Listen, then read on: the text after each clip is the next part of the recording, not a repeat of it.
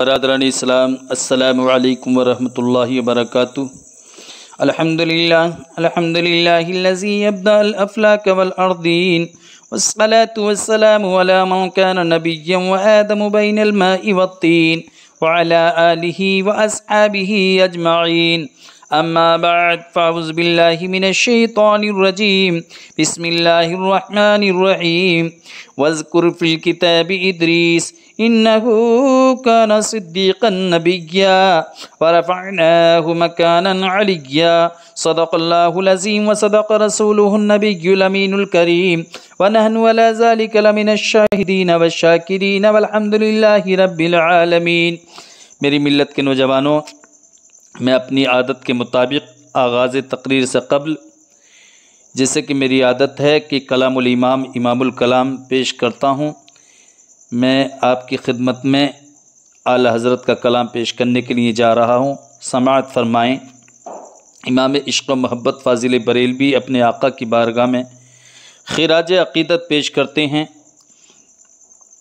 زہ عزت و اطلاع محمد صلی اللہ تعالی علیہ وسلم، زہ عزت و اطلاع محمد کہ ہے عرش حق زیر پائے محمد۔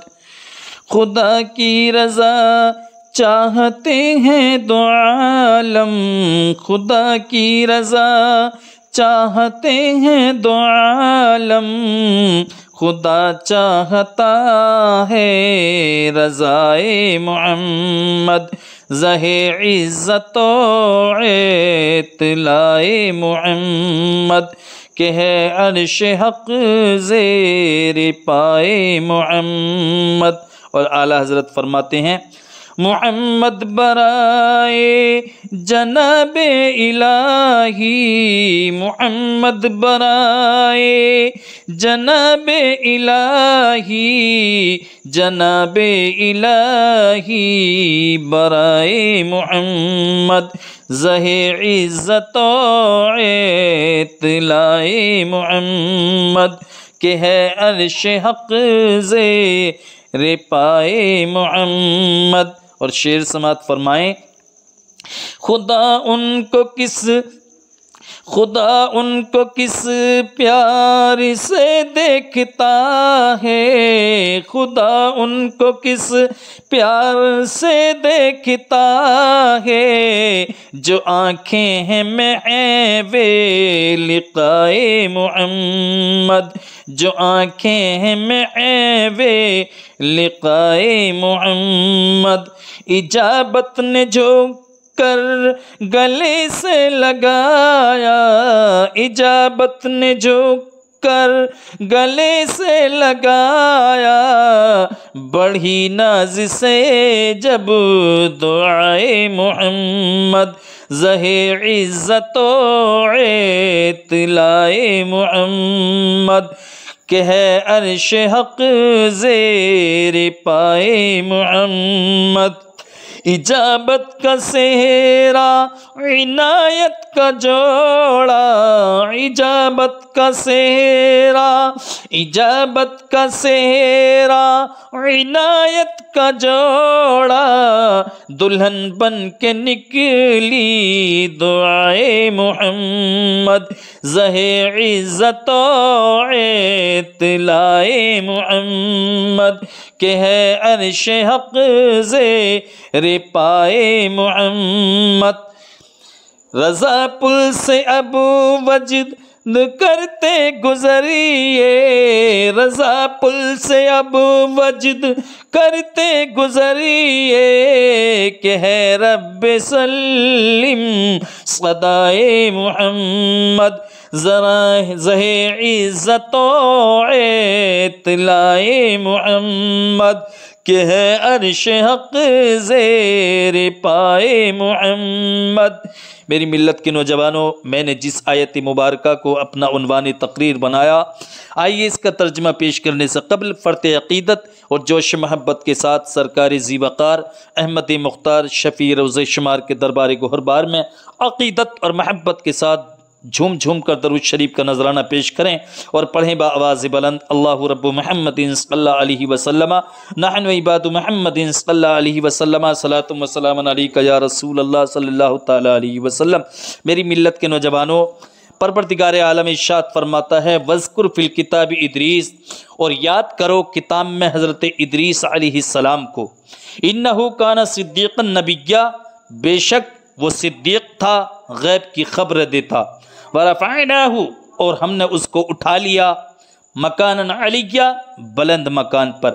میری ملت کے نوجوانوں، یہ آیت مقدسہ کا سیدھا اور سلیس ترجمہ جو آپ نے سماعت فرمایا، آج کا میرا ٹاپک، آج کا عنوان، آج کا میرا موضوع حضرت ادریس علیہ السلام کی ذات بابرکت سے متعلق ہے۔ حضرت ادریس علیہ السلام کا اصل نام، مفسرین کرام فرماتے ہیں، تفسیر کی کتابوں میں آتا ہے کہ آپ کا اصل نام اخنوخ ہے۔ آپ حضرت نوح علیہ السلام کے والد کے دادا ہیں۔ حضرت آدم علیہ السلام کے بعد آپ ہی پہلے رسول ہیں۔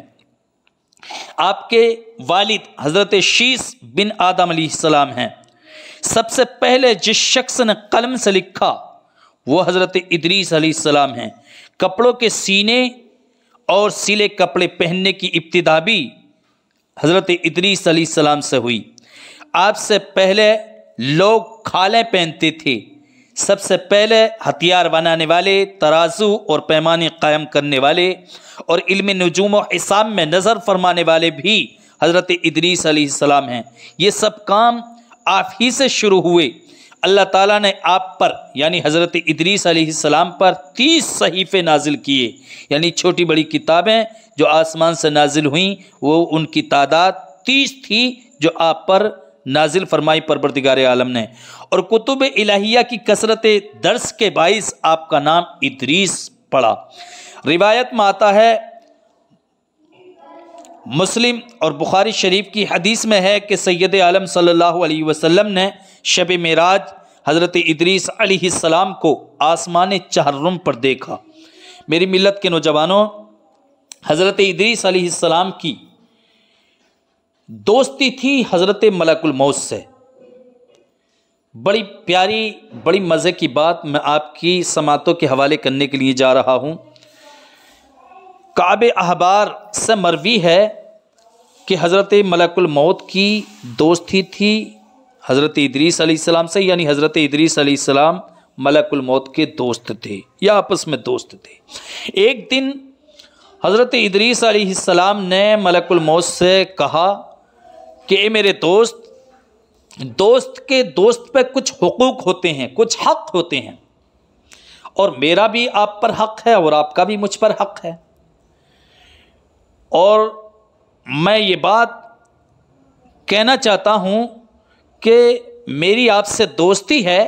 حضرت ادریس علیہ السلام نے حضرت ملک الموت سے کہا، لیکن آج تک کبھی مجھے آپ نے آسمانوں کی سیر نہیں کرائی، کبھی جنت کی سیر نہیں کرائی، کبھی دوزخ کو نہیں دکھایا، یعنی زمین کے علاوہ اوپر کی دنیا مجھے آپ نے کبھی نہیں دکھائی۔ میں چاہتا ہوں کہ آپ مجھے سیر کرائیے، جنت دکھائیے، پہلا آسمان، دوسرا آسمان، تیسرا آسمان، چوتھا آسمان، پانچواں، چھٹا، ساتواں آسمان، سدرۃ المنتہا دکھائیے، سب کچھ مجھے سیر کرائیے، دکھائیے، جنت دوزخ دکھائیے، میں یہ چاہتا ہوں۔ تو حضرت ملک الموت نے کہا کہ حضور حضرت ادریس علیہ السلام سے کہ جنت دوزخ دیکھنے کے لیے ایک آن کے لیے موت آنا ضروری ہے۔ جب یہ بات حضرت ملک الموت نے کہا کہ جنت دیکھنے کے لیے، پلسرات دیکھنے کے لیے، جہنم دیکھنے کے لیے، پہلا آسمان، دوسرا آسمان، چوتھا آسمان دیکھنے کے لیے، ان تمام چیزوں کو دیکھنے کے لیے ایک آن کے لیے موت آنا امپورٹنٹ اور اہم ہے، ضروری ہے۔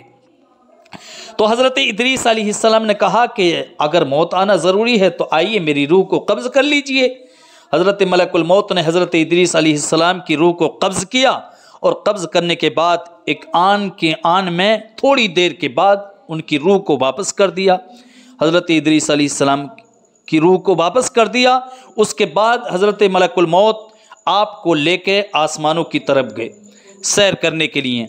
پہلا آسمان دکھایا، دوسرا آسمان دکھایا، تیسرا آسمان دکھایا، چوتھا آسمان کی سیر کرائی، 5ویں کی، 6ٹھے کی، 7ویں کی، سدرۃ المنتہا جو حضرت جبرائیل علیہ السلام کے رہنے کی جگہ ہے وہ جگہ دکھائی۔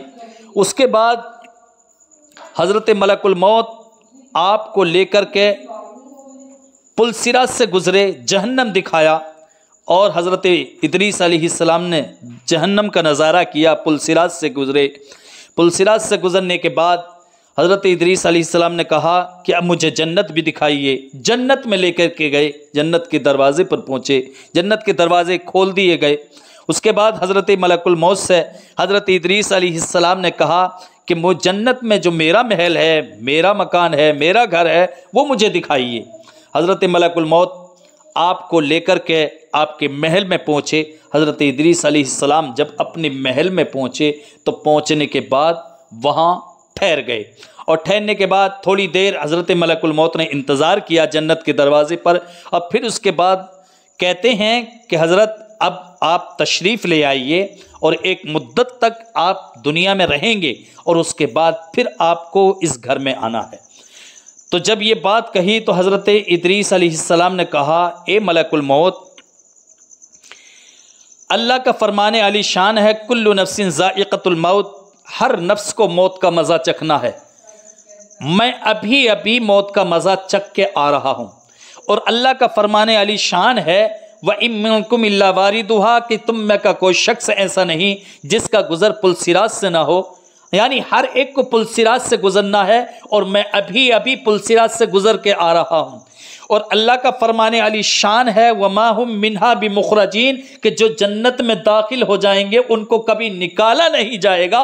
اب میں جنت میں داخل ہو گیا ہوں تو مجھ کو کیوں نکالا جا رہا ہے، میں جنت سے باہر نہیں آؤں گا۔ حضرت ادریس علیہ السلام نے جب یہ بات، یہ دلیلیں پیش کی کہ اللہ کا فرمان علی شان ہے، کل نفس ذائقۃ الموت، ہر نفس کو موت کا مزہ چکھنا ہے، میں ابھی ابھی چکھ کے آ رہا ہوں، وَإِن مِّنكُمْ إِلَّا وَارِدُهَا، اور اللہ کا فرمان ہے کہ تم میں کا کوئی شخص ایسا نہیں جس کا گزر پل صراط سے نہ ہو، میں ابھی ابھی جہنم دیکھ کے آ رہا ہوں، پل صراط سے گزر کے آ رہا ہوں۔ اور اللہ کا فرمان علی شان ہے، وَمَا هُم مِّنْهَا بِمُخْرَجِينَ، کہ جو جنت میں داخل ہو جائیں گے ان کو کبھی نکالا نہیں جائے گا، تب میں کیوں نکلوں؟ یہ دلیلیں پیش کی تو اللہ کی بارگاہ میں حضرت ملک الموت نے عرض کی، مولا یہ تیرا بندہ جس کو میں سیر کرانے کے لیے آیا تھا، آسمانوں کی سیر کرائی، میں نے جہنم کی سیر کرائی، جہنم دکھایا، پل صراط دکھایا، اور جنت کی سیر کرائی، اب یہ جنت سے نکلنے کے لیے تیار نہیں ہے۔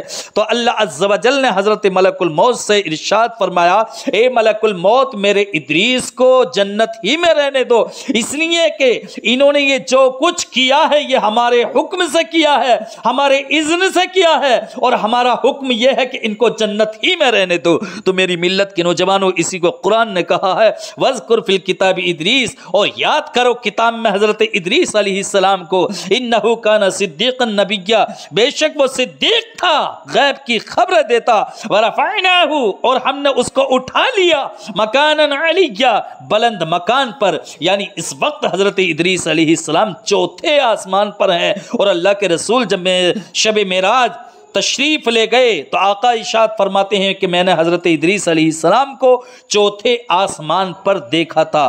تو میری ملت کے نوجوانوں، یہ کلام مقدس کی آیت مقدسہ کا ترجمہ اور اس کی تفسیر جو میں نے آپ حضرات کی سماعتوں کے حوالے کی، اسی پہ میں اپنی تقریر ختم کرتا ہوں۔ استغفر اللہ ربی من کل ذنب و اتوب الیہ، وما علینا الا البلاغ المبین۔ السلام علیکم۔